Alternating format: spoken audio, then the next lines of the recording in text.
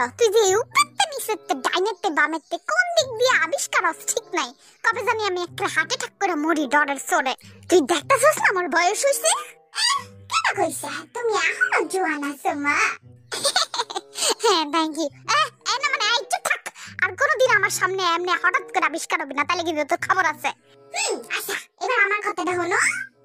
হুনতাছি ক। ওই যে আমি আছি না রাস্তা দিয়া যাইতাছিলাম না, আর অনেকগুলা মাইয়ারা আছে না আমারে খালি ঢিল মারে। তোরে মাইয়ারা ঢিল মারবো কে?